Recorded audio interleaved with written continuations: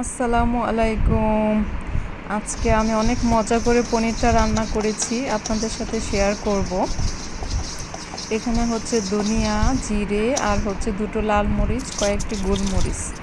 হ্যাঁ, আমি সুন্দর করে ফাঁকির করে নিব। আমি আজকে হচ্ছে গরমে হাঁসফাঁস, আমার এত পিপাসা পাইছিল। আজকে আমার শাওয়ালের সেকেন্ড রোজা, আলহামদুলিল্লাহ। মনে হয়েছে কি আমি দুনিয়া সব পানি খেয়ে ফেলি। এ কেমন গরম মাবুদ, আল্লাহ রহমত দাও। বাংলাদেশের উপর, সারা বিশ্বের উপর রহমত চাই। এখানে হচ্ছে আমি 250 গ্রাম পনির নিলাম। পনির আমার ছেলের এত পছন্দ ছিল, পালং পনির। ও যাওয়ার পর আমি ফার্স্ট আজকে রান্না করতেছি, তো ওকে খুব মিস করতেছি। তো এখানে ঢংডাং করে একটু কেটে নিলাম, আমার মতো করে কিউব কিউব করে। অনেক হেলদি এই রেসিপিটা, আপনারাও খেয়ে দেখবেন। তো এখানে আমি হলুদ কালার ক্যাপসিকাম কাটলাম, কাট করে কেটে নিলাম। আপনারা এইভাবে কেটে নেবেন, আপনাদের পছন্দ মতো ভেজিটেবল দিয়ে রেসিপিটা ট্রাই করবেন। আমি আমার মতো করে করেছি। তো এখানে 250 গ্রাম পনির, তো আমি একটা পেঁয়াজি নিলাম। তো এখানে পেঁয়াজটা 4টা ভাগ করে পেঁয়াজের ফালিগুলো বের করলাম, আর বাকিটা কুচি কুচি করে কেটে নিলাম। এই গরমে কথা বলতে ইচ্ছে করে না, ওরে গরম কেমন লাগে। এমনিতে আমি কম কথা বলি, আমি কখনো ভাবি নাই আমার রেসিপি শেয়ার করে আপনাদের সাথে এত কথা বলবো। কত ভুল টুল হয়, কথায় মাফ করে দিয়েন আপনারা। আমি এখানে একটু ধনে পাতা কুচি কুচি করে নিলাম, আর ঝালের জন্য এখানে 4টি কাঁচামরিচ দিলাম। তারপর আমি গরম পানি দিয়ে টমেটোর চামড়াটা ফেলে দিলাম। এমনিতেই তো টমেটো একটু মেডিসিন থাকে, চামড়া ফেলে দিলে আরও খুব সুন্দর হয়।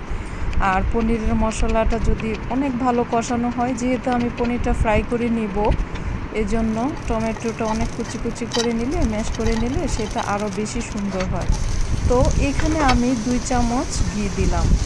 ঘি পনিরটা ভেজে নিলে তখন যে আরও কত সুস্বাদু হয়।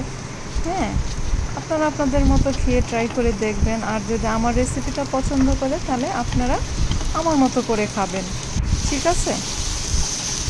তো এখানে আমি পনিরের সাথে ক্যাপসিকামগুলি একটু ফ্রাই করে নিলাম, তাতে করে আরও বেশি স্বাদ বেড়ে যায়।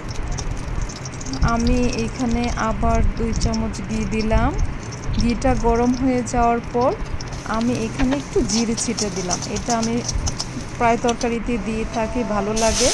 তো এখানে আমি পেঁয়াজগুলো, কাঁচামরিচগুলো একটু হওয়ার পর আমার টমেটো ম্যাশটা এখানে দিলাম। সামান্য একটু জিরে, সামান্য একটু হলুদ, আর হচ্ছে সামান্য একটু মরিচের গুঁড়ো। যত কম পরিমাণ দেওয়া যায় পনিরে, ততই মজা। এখানে তো টমেটো আছেই, পনির তো এমনিতেই খেতে ভালো লাগে। তো স্বাদের জন্য একটু লবণ দিলাম। এটা মশলাটা যত কষানো যায়, যেহেতু আমার পনির ফ্রাই, যত কষানো হবে আমি পানি দিয়ে আরও সুন্দর করে মশলাটা এত সুন্দর করে কষালাম। মশলা কষানো হওয়াতে পনিরটা এত টেস্ট লেগেছিল, মাশাল্লাহ। আমি অনেক মজা করে খেয়েছি। আমি আবার নান রুটি করেছিলাম, নান রুটির সাথে খেয়েছি। আমার কাছে অনেক ভালো লেগেছে। আপনারা রাইস, পোলাও, সব কিছুর সঙ্গে ট্রাই করে দেখবেন। আমার বানানো মশলাটা আমি এখানে অ্যাড করে দিলাম। এটা যে কত ইয়ামি হয়েছে, আপনারা একবার খেয়েই দেখবেন প্লিজ।